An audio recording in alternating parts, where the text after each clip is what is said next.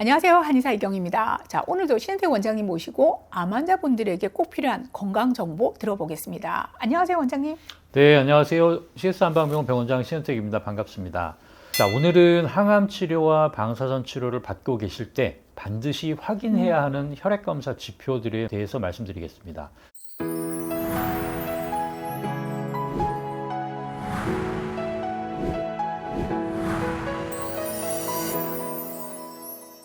항암 치료와 방사선 치료 기간 동안 시행하는 혈액 검사는 단순하게 정상이다, 비정상이다를 보기 위한 것은 아니죠. 첫 번째는 항암 치료와 방사선 치료를 안전하게 계속 진행할 수 있는지 확인하기 위해서고요.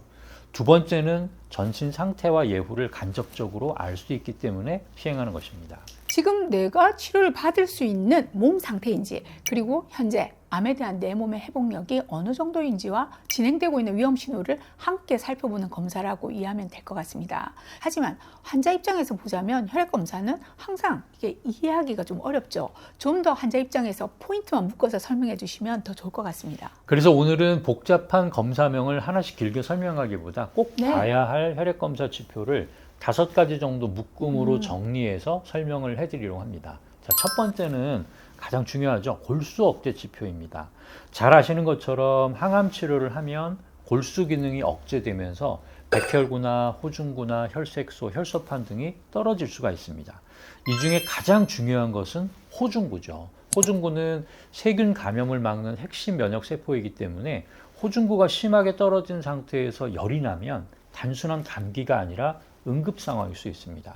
특히 항암을 하고 나서 7일에서 14일 사이에 백혈과 호중구가 가장 많이 떨어지기 때문에 이 시기에 발열, 오한, 심한 기침, 또 소변 볼 때 통증, 또 극심한 피로감 이런 것들은 반드시 본 병원의 의료진에게 알리셔야 합니다.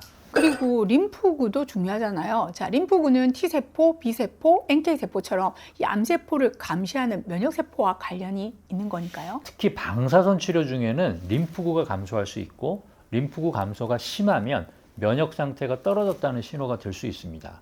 또 혈색소는 빈혈과 치료 체력을 보여주는데요. 혈색소가 낮으면 피로감이나 어지러움이나 숨찬 거, 또 두근거림 등이 생길 수가 있고 또 치료를 견디는 힘도 그만큼 떨어지게 되는 거죠.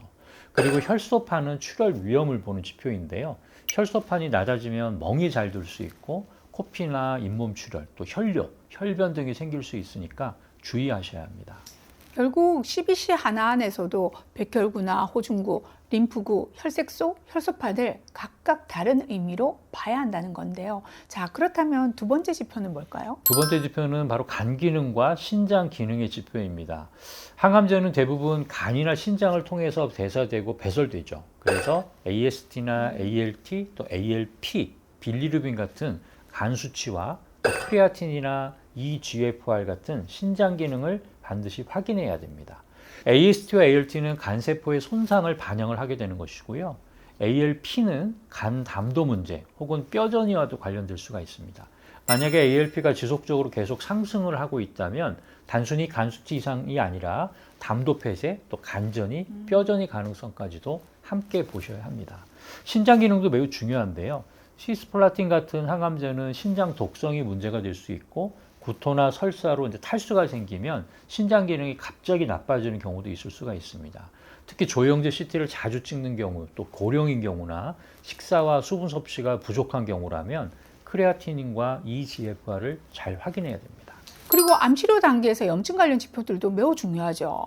CRP나 NLR, LDH의 수치도 중요한 의미를 가지잖아요. 네, 지금 말씀하신 것이 이제 세 번째 항목에 해당이 되는데요. CRP는 잘들 아실 텐데 이제 감염이 있을 때도 올라가지만 암 자체가 만드는 전신 염증 반응 때문에 올라가기도 하죠. CRP가 계속 높고 알부민이 낮아지고 체중이 줄고 식욕이 떨어진다면 암성 염증이나 악액질 가능성을 생각을 하셔야 됩니다. NLR은 호중구를 림프구로 나눈 비율인데요. 호중구는 염증과 관련이 깊고 림프구는 항암 면역과 관련이 있습니다. 그래서 NLR이 높다는 것은 염증은 강하고 면역 균형은 약해져 있을 가능성을 의미하죠. 그래서 여러 연구에서 NLR의 상승은 예후와 관련이 있는 지표로 보고되고 있고요. 또 LDH는 암의 대사 활동이나 종양의 진행, 조직 손상과 관련될 수 있는 지표인데요. LDH가 지속적으로 상승하고 있다면 암의 활성도가 증가, 간을 침범했다든가 조직 손상 같은 것들이 있는 것들을 함께 고려해 보셔야 됩니다. 자, 이렇게 염증을 파악했다면 영양 상태 확인도 중요할 것 같습니다. 맞습니다. 네 번째는 영양과 악액질 관련 지표인데요. 대표적인 것들이 알부민, 또 토탈 프로틴, 또 페리틴을 봅니다. 알부민이 낮다는 것은 식사를 못한다는 의미일 수도 있지만 염증이 심하거나 간 기능이 떨어졌거나 암성 소모가 진행이 되고 있다는 신호로도 읽히죠. 특히 CRP가 높고 알부민이 낮다면 전신 염증과 영양 저하가 함께 있는 상태로 보셔야 됩니다. 토탈 프로틴은 알부민과 글로불린을 합친 값인데요. 알부민은 낮은데 토탈 프로틴이 상대적으로 높은 경우는 염증이나 탈수 등을 고려해 봐야 합니다. 자, 페리틴이라는 것은 원래 저장처를 보는 그런 검사지만 염증이 있을 때 올라가는 급성기 반응 물질이기도 합니다. 그래서 암 환자분들의 경우에 페리틴이 높은 경우는 CRP와 함께 해석해야 됩니다. 자, 마지막 다섯 번째는 대사와 미량 영양소 지표가 있습니다.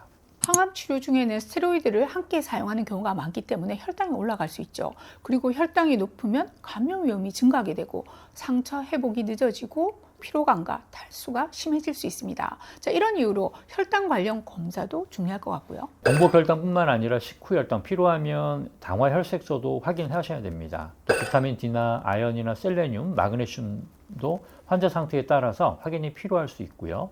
미량 영양소의 부족이 관찰되는 경우는 잘 보충해 줘야 되겠죠. 그리고 중요한 것은 검사 한 번의 수치보다는 전체적인 결과의 흐름입니다. 정상 범위 안에 있더라도 이전보다 계속 떨어지고 있는지 반대로 올라가고 있는지를 잘 지켜보셔야 되고요. 각각의 지표들의 변화들이 어떻게 나타나는지를 종합적으로 판단하셔야 됩니다. 항암 치료와 방사선 치료는 암을 치료하기 위해 가장 중요한 표준 치료인데요. 하지만 그 치료를 끝까지 잘 받기 위해서는 현재의 몸 상태를 정확히 읽어내야 하고 그것은 분명 혈액 검사를 통해 이루어질 겁니다. 자, 오늘 영상을 통해서 암 환자분들과 보호자분들이 이 혈액 검사의 의미를 좀 더 잘 이해하고 치료 중 위험 신호를 놓치지 않았으면 하는 바람이 있습니다. 자, 저희는요, 다음 이 시간에 더 좋은 건강 정보로 찾아뵙겠습니다. 감사합니다.